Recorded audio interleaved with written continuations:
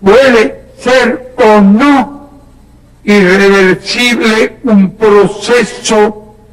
revolucionario. ¿Cuáles serían las ideas o el grado de conciencia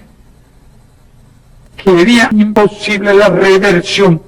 de un proceso revolucionario?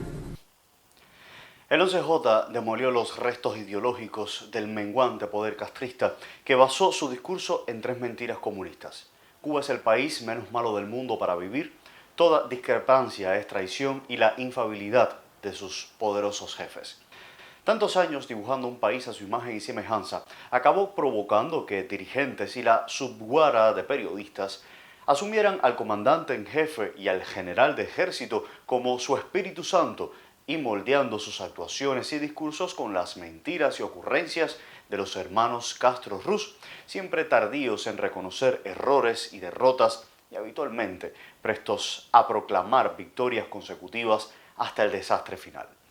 El argumentario tardocastrista para autoengañarse y justificar ante aliados y el mundo la tragedia del 11 de julio es que los rebelados son mercenarios del imperialismo yanqui. Dando por válida la patraña, habría que cuestionarse cómo es posible que el sistema más virtuoso del mundo produzca tantos soldados de fortuna y anexionistas.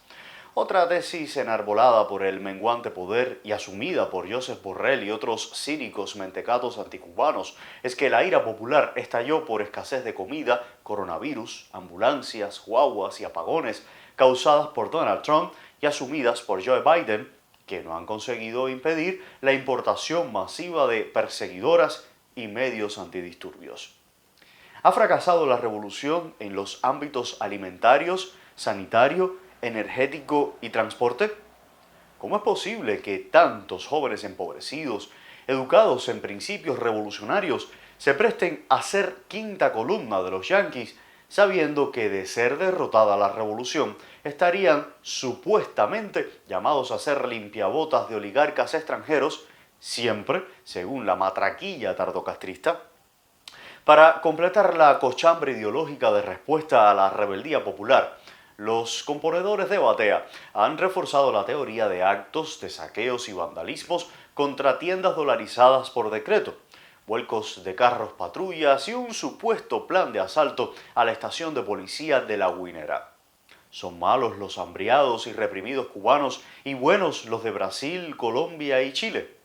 ¿En qué artículo del Código Penal cubano aparecen regulados los sicarios armados combates y las brigadas de respuesta rápida llamados por el régimen Pueblo Enardecido desde 1980?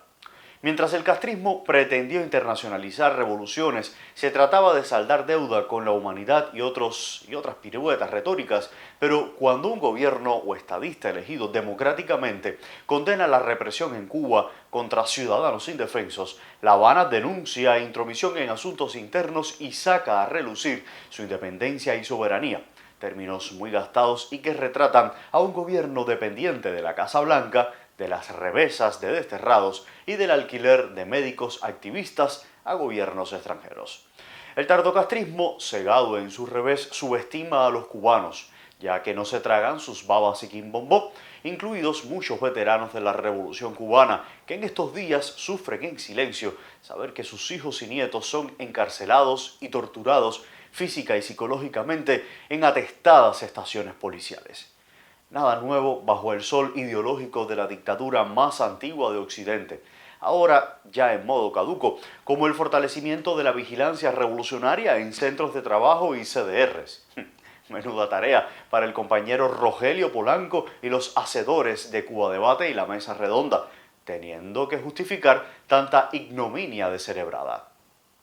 La primera gran derrota ideológica de la dictadura castrista ocurrió en 1980, cuando 125.000 cubanos emigraron a Estados Unidos desde el puerto del Mariel, desde donde no huyeron batistianos y psiquitrillados, sino obreros, estudiantes, profesionales, intelectuales y las cuotas de delincuentes y dementes que Fidel Castro incluyó en cada barco para llenar de mierda el corazón al manicero, como llamó al entonces presidente norteamericano James Carter.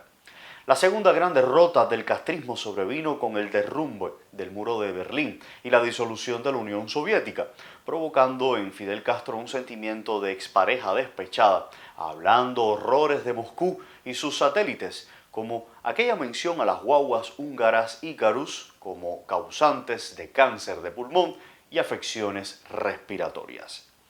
Castro reimprovisó el discurso ideológico que pasó de comunista rectificando errores y tendencias negativas a mambí olvidadizo de la Internacional y evocando a Che Guevara, a quien desterró, por cierto, sin miramientos y dejó morir en Bolivia, pese a que ya se había encargado de lapidar cualquier sentimiento de nación tras entregarse de pies y manos al oro de Moscú para garantizarse el poder absoluto durante todo el tiempo que viviera, siendo un joven burgués con pasión de Mussolini, ayudado por toda Cuba, incluida la burguesía nacionalista y Estados Unidos, que hizo todo lo posible por desalojar a Fulgencio Batista. En ambas derrotas hubo voces discrepantes que pidieron un cambio de rumbo hacia la racionalidad, pero nunca una rectificación ideológica en toda regla, y solo consiguieron aperturas económicas timbrilleras, jamás reformas estructurales, y como en el 86, los reformistas fueron pasados por la piedra sin miramientos,